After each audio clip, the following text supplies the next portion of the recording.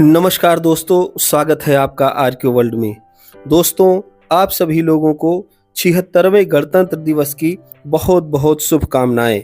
दोस्तों, जैसा कि हम जान रहे हैं कि आज गणतंत्र दिवस है और इस गणतंत्र दिवस के अवसर पर हम लोग कुछ चर्चा करेंगे कि संविधान का निर्माण कैसे हुआ और एक संवैधानिक राष्ट्र भारत कैसे बना। तो यह जानने के लिए आप लोग बने रहिए वीडियो के अंत तक। दोस्तों, आज हम यह देखेंगे कि गणतंत्र दिवस 26 जनवरी को ही क्यों मनाते हैं और स्वाधीन भारत में जो संवैधानिक विकास रहा है, जो विकास यात्रा रही है और संविधान का निर्माण कैसे हुआ है, इस पर चर्चा करेंगे। तो सबसे पहले भारत में 26 जनवरी को मनाया जाने वाला गणतंत्र दिवस हमारे देश के इतिहास में एक बहुत ही खास दिन है। यह दिन हमारे देश के संविधान को लागू होने और भारत को एक स्वतंत्र लोकतांत्रिक गणराज्य घोषित करने का प्रतीक है। गणतंत्र दिवस पर कर्तव्य पथ पर परेड होती है, झंडा फहराया जाता है और अलग अलग राज्यों की झांकियां निकलती हैं। भारत का संविधान 2 वर्ष 11 माह और 18 दिन में बनकर 26 नवंबर 1949 को तैयार हुआ था, लेकिन इसे लागू करने के लिए 26 जनवरी का दिन चुना गया था।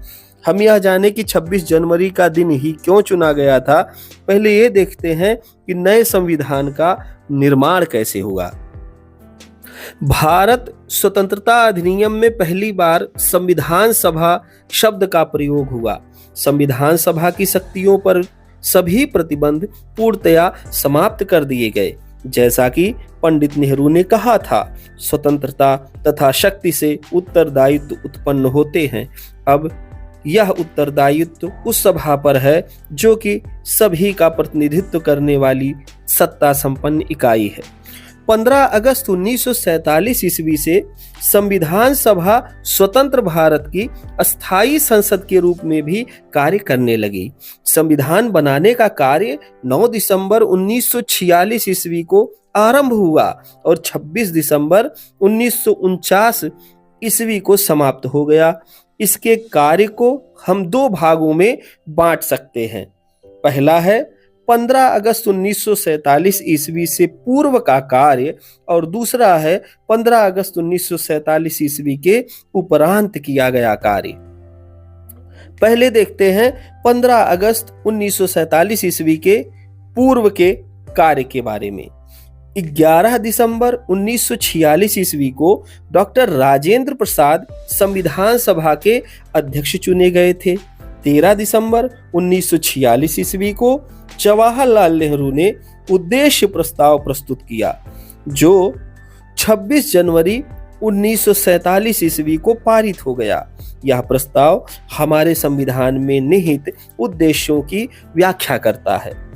अब देखते हैं कि 15 अगस्त 1947 ईस्वी के उपरांत क्या क्या कार्य हुआ। 15 अगस्त के उपरांत संविधान सभा ने एक प्रारूप समिति, जिसे ड्राफ्टिंग कमेटी कहते हैं, उसकी नियुक्ति की, जिसे नवीन संविधान का मसौदा प्रस्तुत करने को कहा गया। इस प्रारूप समिति के अध्यक्ष उस समय के सबसे ज्यादा शिक्षित व्यक्ति डॉक्टर भीमराव अंबेडकर थे। इसके अन्य सदस्य थे एन गोपालास्वामी अयंगर, अल्लादी कृष्णा स्वामी अय्यर, कन्हैयालाल माणिकलाल मुंशी, सैयद मुहम्मद सादुल्ला, एन माधव राव तथा डीपी खेतान।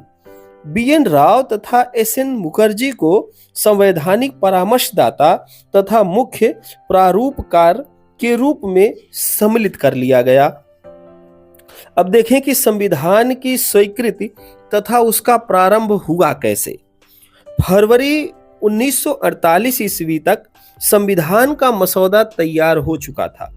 इसे प्रकाशित कर दिया गया और भारतीय जनता तथा समाचार पत्रों को इस पर विचार विमर्श करने तथा अपने अपने सुझाव प्रस्तुत करने के लिए 8 महीने दिए गए। संशोधित मसौदा नवंबर 1948 ईस्वी में संविधान सभा के सम्मुख प्रस्तुत किया गया।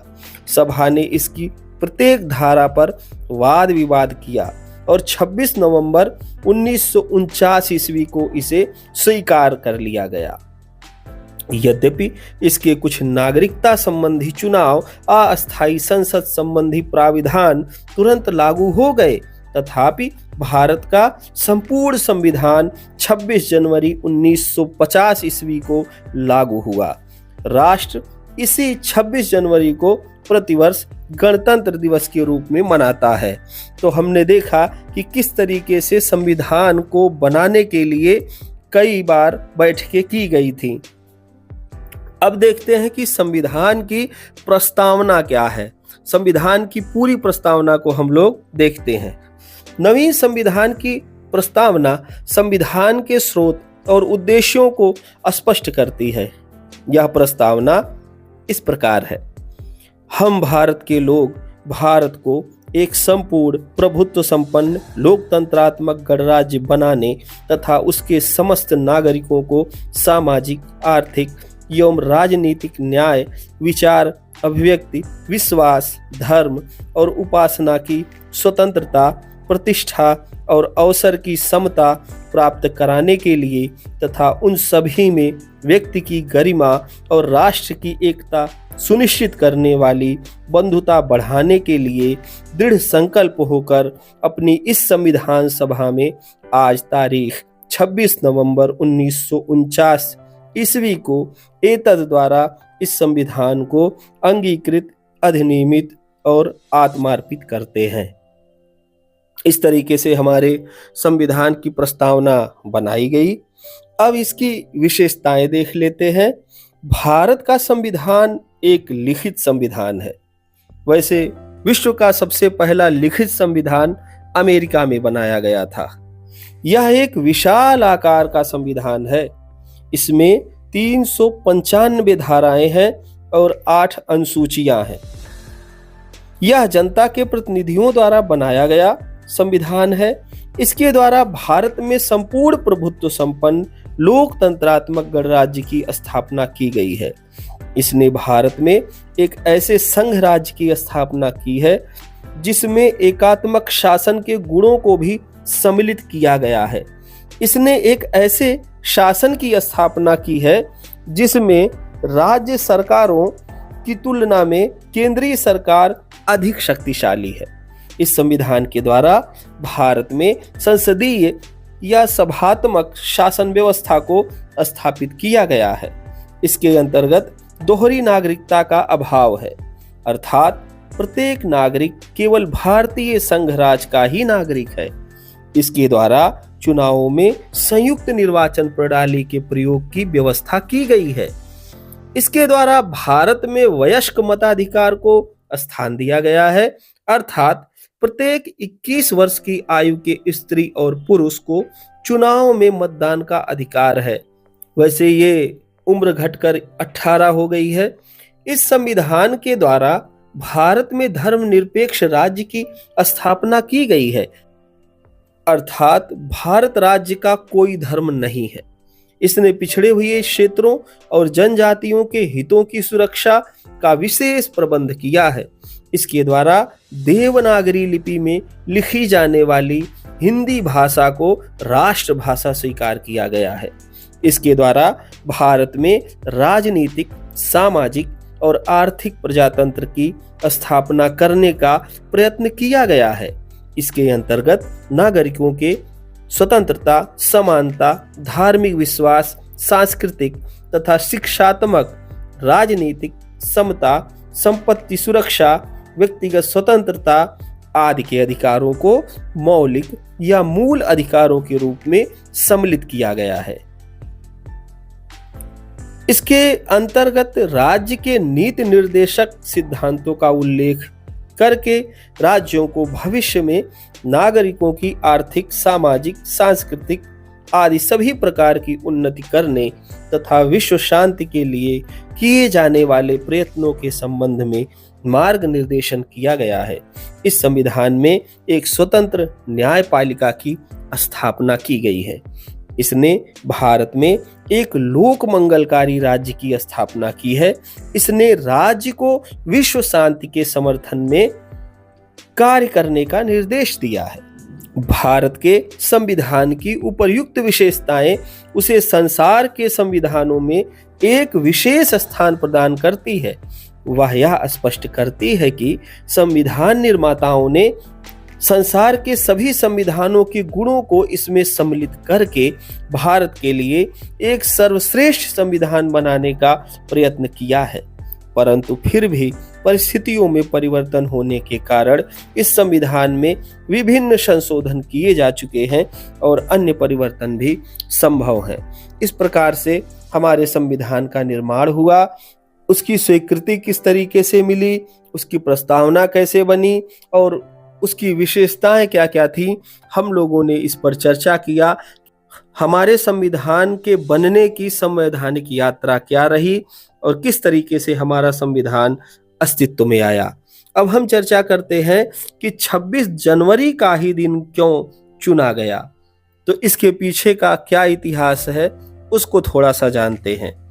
दोस्तों, 26 जनवरी के दिन लाहौर अधिवेशन में जवाहरलाल नेहरू ने रावी नदी के किनारे रात्रि के समय में झंडा फहराया था और उस समय कांग्रेस ने पूर्ण स्वराज की मांग की थी।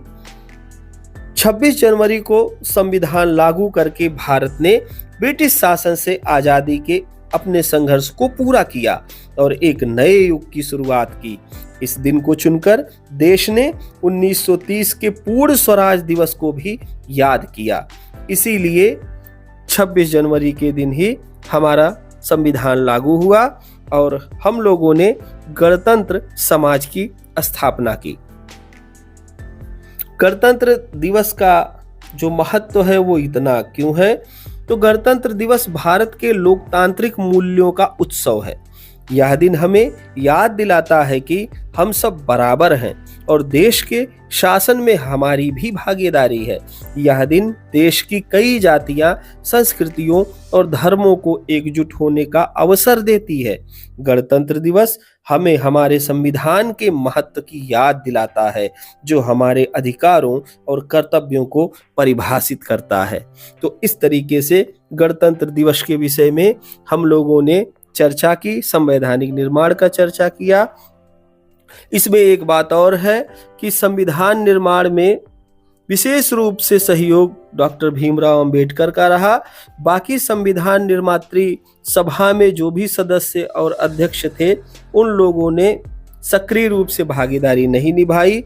कई सारे लोग विदेश चले गए, कई लोगों का स्वास्थ्य खराब रहा और कई लोग आए ही नहीं। इसलिए B.R. अम्बेडकर के ही कंधे पर सारी जिम्मेदारी थी और ऐसा माना जाता है कि रायजादा ने कैलियोग्राफी की थी, इटालियन कैलियोग्राफर थे वो, और कैलियोग्राफी के माध्यम से B.R. अम्बेडकर ने इस संविधान का निर्माण किया था। आज बस इतना ही। वीडियो में अंत तक बने रहने के लिए आप सभी लोगों का बहुत बहुत धन्यवाद।